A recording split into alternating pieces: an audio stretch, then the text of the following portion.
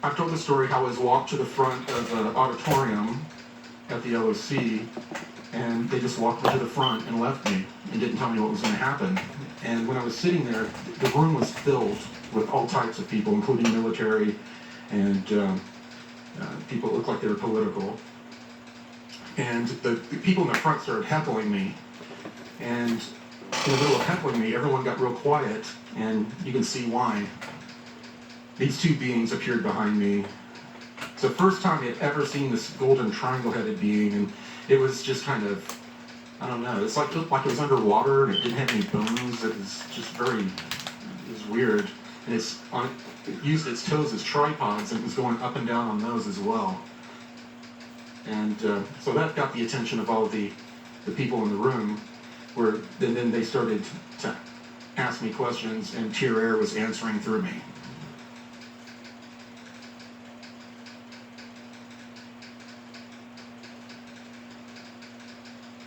The cabal, for the lack of a better word. The cabal is not a single group that cannot be defeated.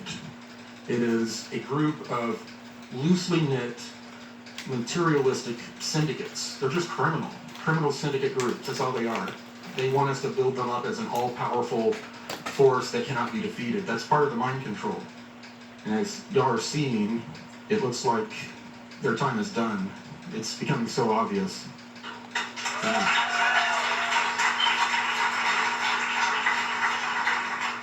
Some of the groups are real pragmatic, nuts and bolts, scientific, and they stick to that way of thinking. But others are very esoteric, very much into these different dark belief systems where, you know, they use sacrifice and all kinds of horrible things to try to boost their magic.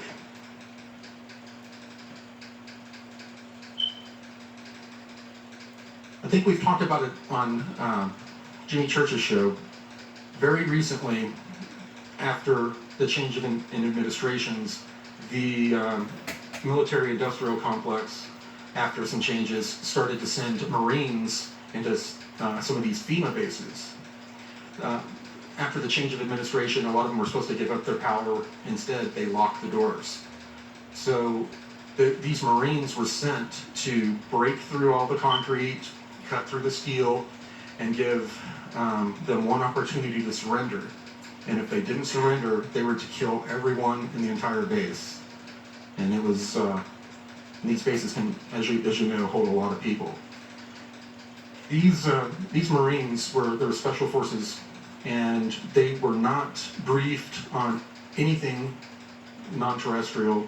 They just thought they were going in to clean out a bunch of criminals. After they had breached the base, they found themselves face to face with reptilians doing battle with them. And a lot of these Marines are, you know, Southern boys, you know, and next thing you know, they're fighting something that looks like the devil, according to their belief systems. So these guys were so incredibly traumatized, they couldn't function after this battle. This was very recently, in the last 2 months. Yeah, and a lot of other bases are being cleared out. The Draco are not all powerful. They have been defeated in the past. Over the millennia, the reptilians have been kicked off of our planet. They come back during times of weakness, like after a cataclysm, which is what happened most recently about 12,800 years ago. We had a huge cataclysm which destroyed a civilization that you are familiar with, Atlantis. And this group was keeping the reptilians in check at that time. And after they got flattened, the reptilians came back in force, and we have the mess we have now. And apparently, they are playing a negative role, their group consciousness is. When Tier Air showed me our group consciousness, it was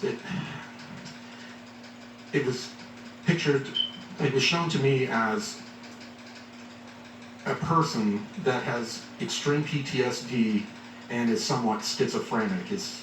it has been extremely traumatized. And it turns out that our superconsciousness has been in an abusive relationship with the superconsciousness of this reptilian group. And it's like a cosmic domestic violence type situation and we're both supposed to be learning something through this process. There are a number of groups that make up the Draco Federation, one of which is these insectoid beings. And they have different types you've all heard of, very ant-like beings, mantis-type beings, and they genetically modify their own genome and create these types of other insectoids that some people see that have like 4 arms. They can design them to do whatever they want.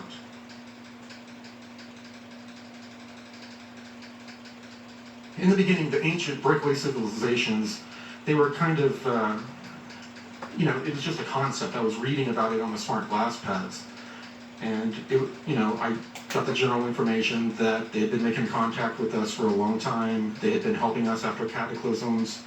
And we were considered them, a lot of the people in the past considered them gods. In this case, the Mayan group, they are completely service to others. That is their mandate. Back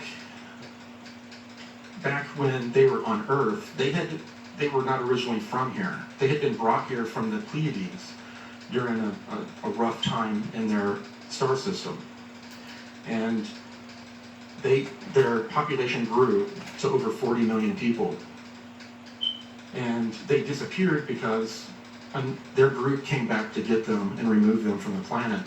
But they did leave a contingent behind that had underground bases and also have bases in the Kuiper Belt. So they've been here with us the whole time.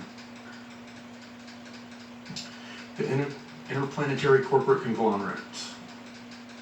We've talked about how they use slave labor.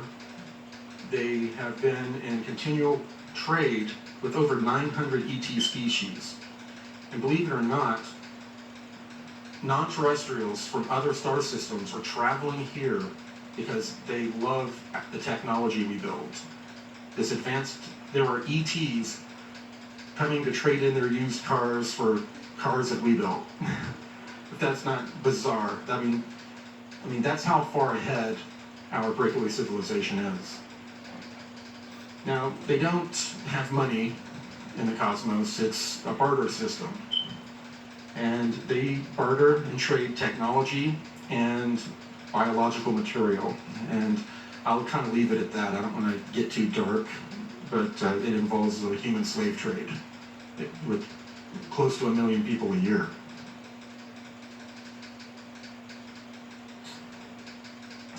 The inner Earth seems to be probably the most popular topic that I've talked about.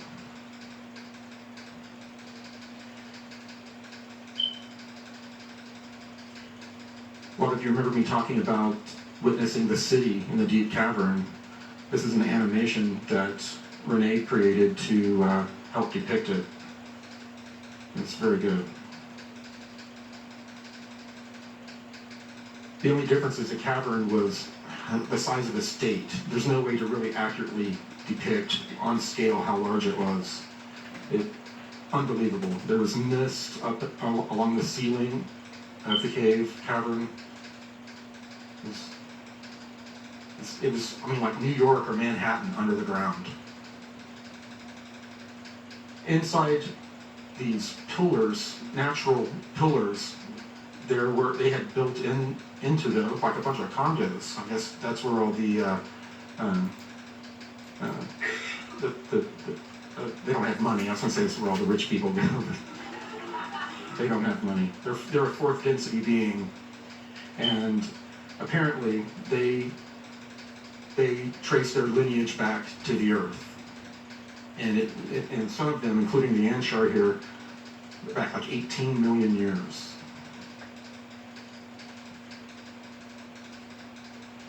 Here's a new image of the Anshar Library in Antarctica. the beginning of partial disclosure, which we want to avoid.